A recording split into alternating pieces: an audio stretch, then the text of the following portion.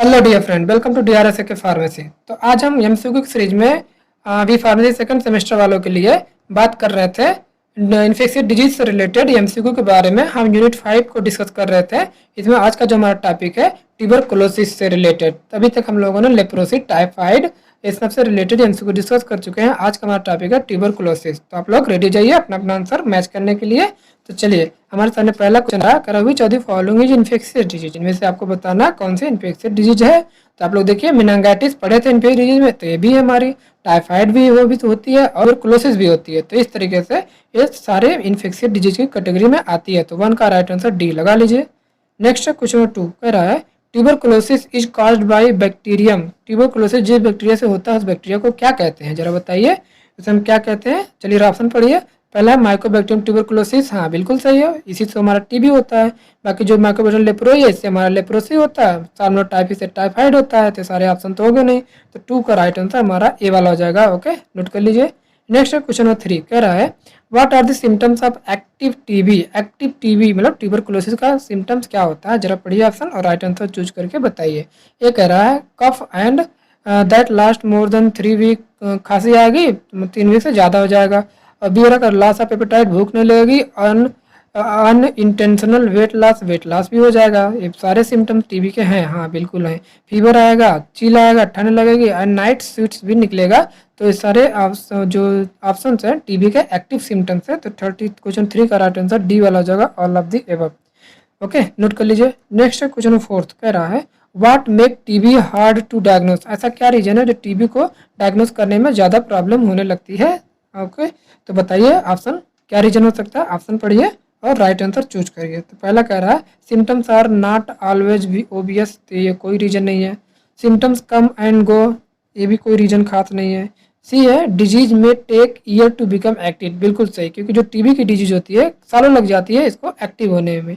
मतलब आज टीबी का इन्फेक्शन हुआ, लेकिन ये एक्टिव होता है कई साल बाद। ओके, तो यही रीजन होता है इसको डायग्नोस करने में जल्दी से डायग्नोस नहीं कर पाते हैं। तो 4 का राइट आंसर सी वाला हो जाएगा, नोट कर लीजिए।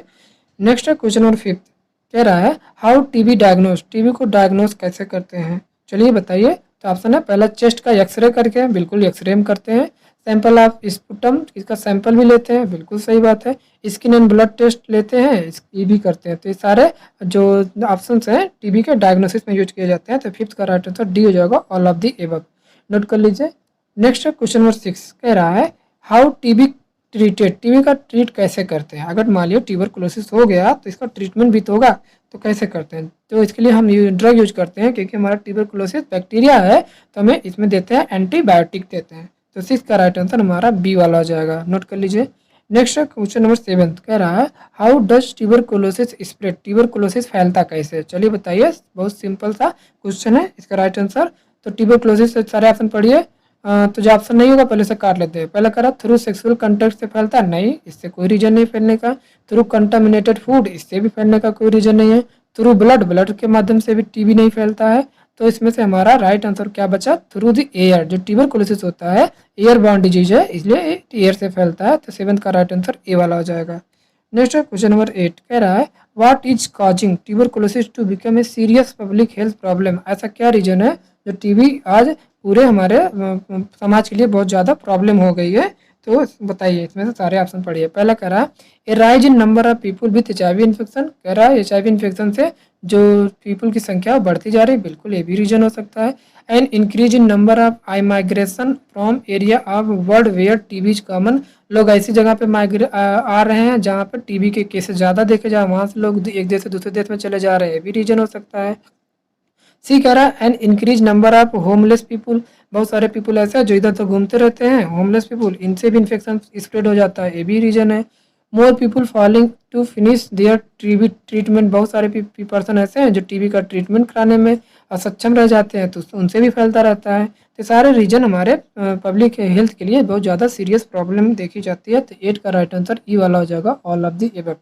नेक्स्ट क्वेश्चन 9 कह रहा है who is at risk of developing tuberculosis in any country. तो कौन होते हैं जो रिस्क कराते हैं, तो बताइए ऐसे कौन से लोग हैं। पहला कह रहा है पीपुल टेकिंग सर्टेन मेडिसिन, ऐसे पीपुल जो मेडिसिन लेते रहते हैं। ये भी रीज़न हो सकते हैं। माइग्रेंट फ्रॉम वर्कर, वही पीछे जो पढ़ के आए हैं, जो वर्कर जो माइग्रेंट करते रहते हैं, और जो HIV से इन्फेक्टेड पीपल हो, सारे लोग ट्यूबरकुलोसिस के लिए रिस्क फैक्टर होते हैं। तो 9th का राइट आंसर डी वाला हो जाएगा, all of the above. Next question number 10th कह रहा है does tuberculosis only affect lung, क्या ट्यूबरकुलोसिस में केवल लंग अफेक्ट होता है? नहीं, लंग तो मेजर पार्ट लंग ही अफेक्ट होता है, लेकिन इसके अलावा और भी पार्ट हमारे ट्यूबरकुलोसिस में अफेक्टेड होते हैं। तो 10th का राइट आंसर हमारा जो बी वाला है, फॉल्स स्टेटमेंट है। Okay, next question number 11। Question 11 कह रहा है what are the symptoms of people suffering from latent tuberculosis. तो बताइए उनको सिम्टम्स क्या होते हैं, जरा बताइए। तो उनके अंदर क्या सिम्टम्स होता है? उनके अंदर लेटेंट ट्यूबरकुलोसिस के पेशेंट में कोई सिम्टम नहीं होता। तो 11th का राइट आंसर ए हो जाएगा।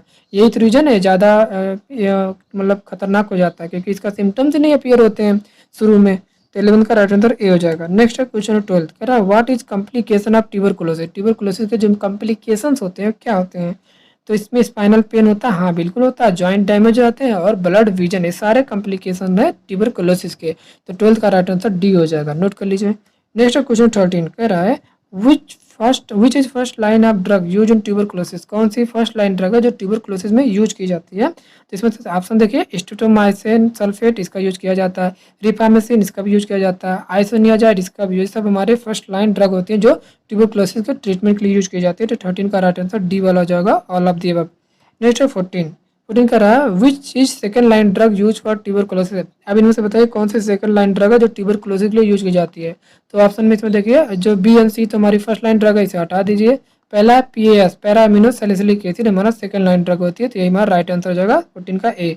नेक्स्ट एंड लास्ट क्वेश्चन 15 कह रहा है which therapy is use to ensure the person receive and take all medication as prescribed and to monitor response to treatment tuberculosis. तो इसके लिए कौन सी थेरेपी होती है? बहुत फेमस थेरेपी है डॉट थेरेपी, जिसमें DOT कहते हैं, directly observe treatment therapy. Okay, तो 15 का राइट आंसर हमारा ए वाला हो जाएगा, नोट कर लीजिए। तो इस तरीके से ट्यूबरकुलोसिस के हमारे मोस्ट इंपॉर्टेंट क्वेश्चन डिस्कस हो चुके हैं। तो आप लोग अपना रिवीजन करते रहिए और इस चैनल को लाइक सब्सक्राइब जरूर करिए। नेक्स्ट वीडियो के लिए तैयार रहिए। तब तक लिए thank you, bye bye, take care.